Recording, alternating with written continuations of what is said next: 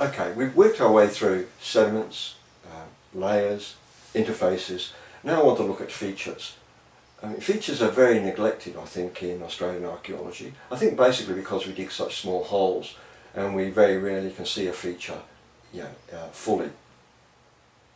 When we move from a feature, when we move to look at features, we're moving from a sort of sedimentary system the British would call the natural, to a stratigraphy that derives from human construction of the landscape, the sort of material that makes up the bulk of archaeological layers and European sites, construction debris, pits, embankments, and for which the Harris matrix was really designed for.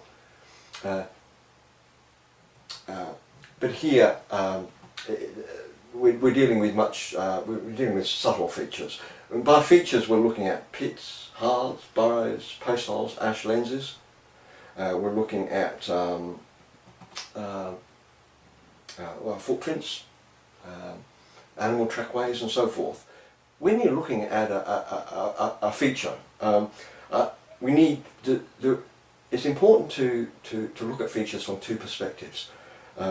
Features are disturbance. From one point of view we need to isolate them. If someone's dug a pit in a site, not only is there a possibility of introducing material from a higher level into the deposit, but also the fill of that pit has introduced material, older material, and spread it around a younger surface. So that if you're in an area where you've got a lot of pits, you're going to have to be very careful about your selection of radiocarbon dates, of charcoal for radiocarbon dating.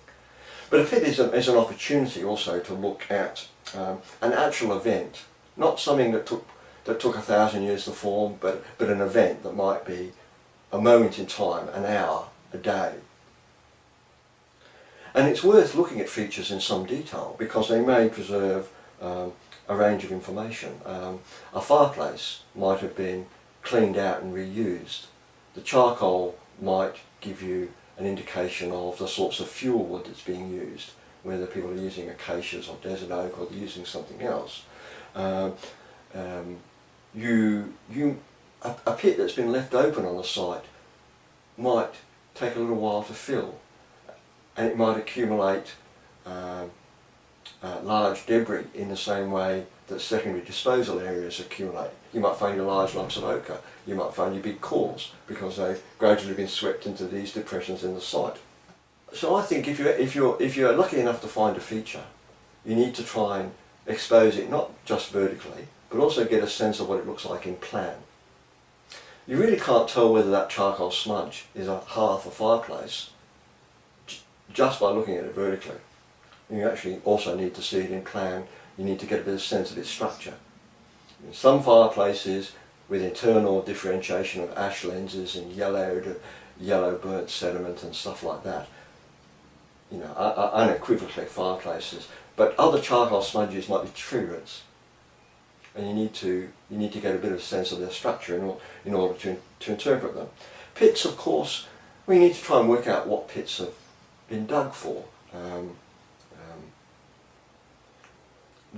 At Puritjarra we've had little pits that seem to have been dug as fire pits with burning fuel that has just sotted the edge of a pit. The sort of pits you might dig as part of the process of maybe heating a spear shaft to straighten it or something like that. We've had pits that have been infilled with other sediment and lined with rocks. Basically the sort of pits you might build to hold a post. Not quite post holes because the post hasn't been left there, but what's that post for? Holding up a structure, for women to hold on to when they're winnowing grain. The features might be burrows, animal burrows, and clearly if you've got an animal burrow you need to isolate that and keep that separate from the rest of the site because it will introduce intrusive material. A feature might be a grave pit. Important, I think, with most features to try and establish from what level they originally dug.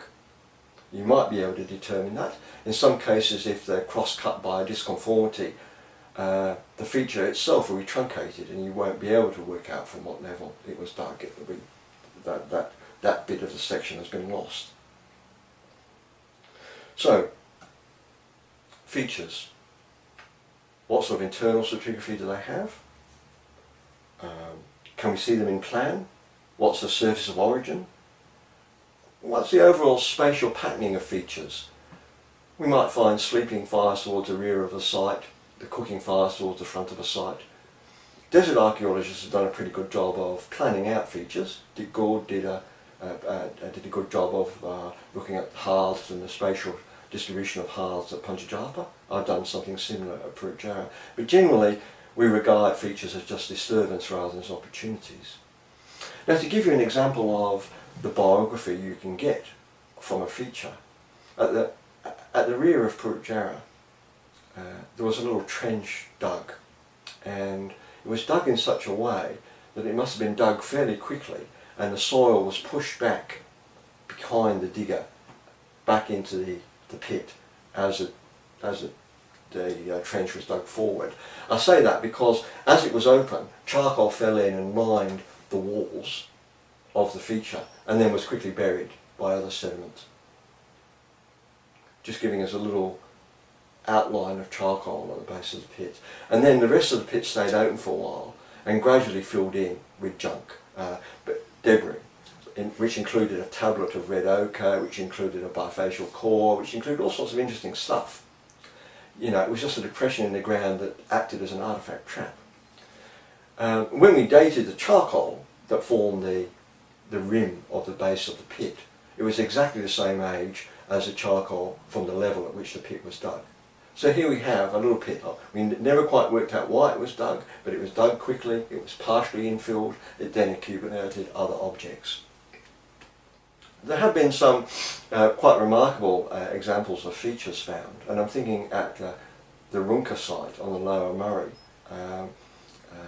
Excavation of the upper levels of this dune site started to reveal some unusual features that were very carefully exposed in the sandy sediments, and gradually it became clear that this was a line of tractor treads going diagonally across the trench.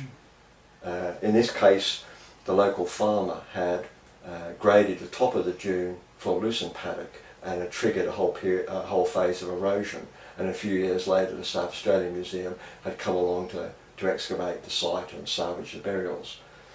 In the course of that, they excavated an area where drift sand had moved over the original surface that had been bulldozed, and they found these wonderful tractor treads moving across the site.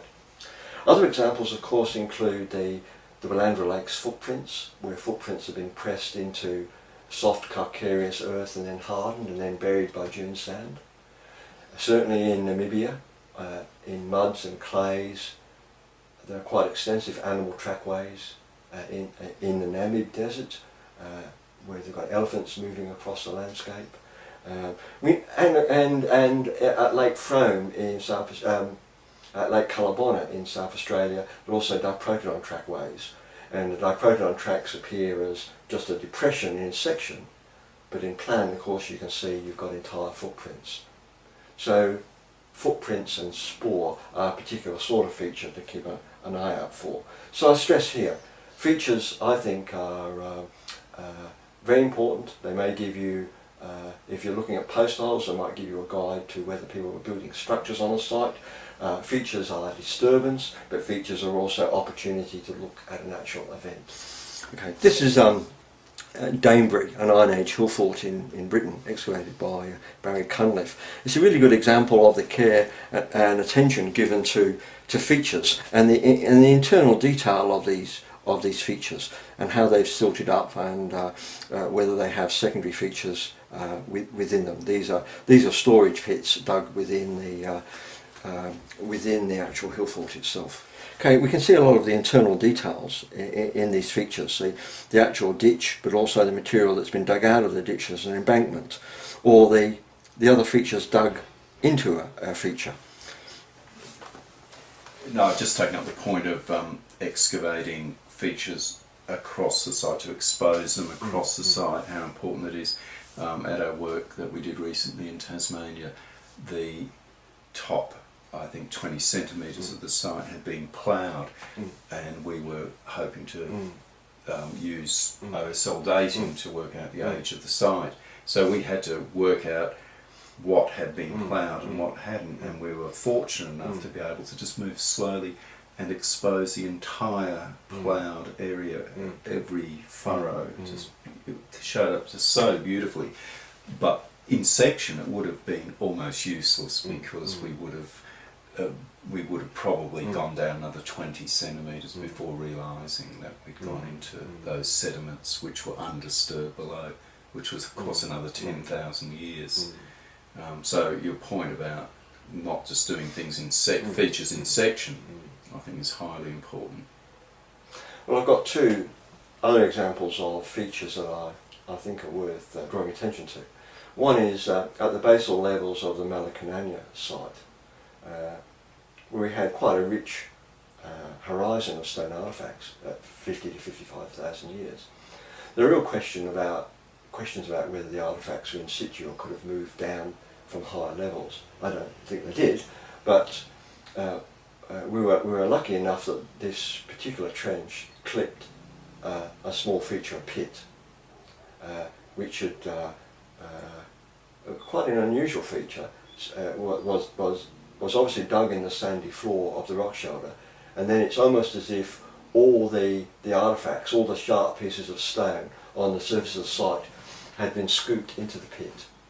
And there were large pieces of ochre, 1 kilogram pieces of hematite, large numbers of stone artefact, a jumble of fragments of grindstones that matched pieces elsewhere in the site. It was just one of those little events, but the importance of it was intact.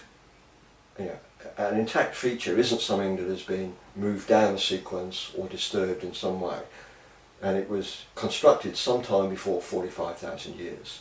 Now, that at least gave us a point in stratigraphic space and time where we were confident that we had some integrity to the deposit. My second example concerns Cuddie Springs. I mean, Cuddie Springs is quite a remarkable plastic site in an old swamp system in New South Wales.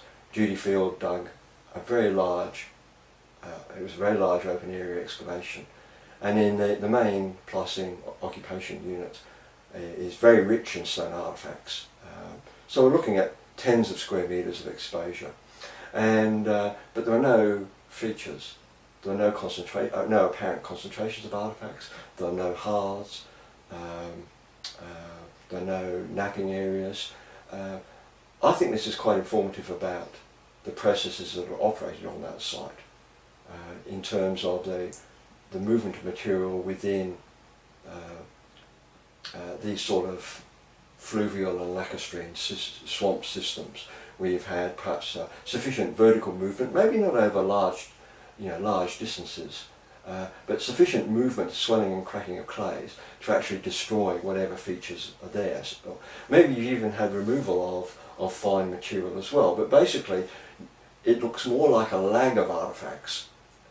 I'm not talking about the stone bed, I'm talking about the material beneath it. Still looks more like a lag of artefacts than it looks like an occupation surface. If you clear, 100 square metres of surface in a heavily occupied site, you should find some features, some ovens, concentrations of burnt clay, napping areas, and you don't. And so that in itself is quite informative. This is a stratigraphic diagram from the rear of Puritjarra rock shoulder. It shows a number of things. First of all, as we move along layer 1, you can see as you get towards the rear of the rock shoulder here and here, you get a lot more local accumulation of rock spoor as the wall of the rock shoulder weathers. It's very much a lateral variation rather than anything else. You can see the small hearths and fireplaces that were used as sleeping fires towards the rear of the rock shoulder. But the feature I really want to show you here is this pit here, and also shown in plan here.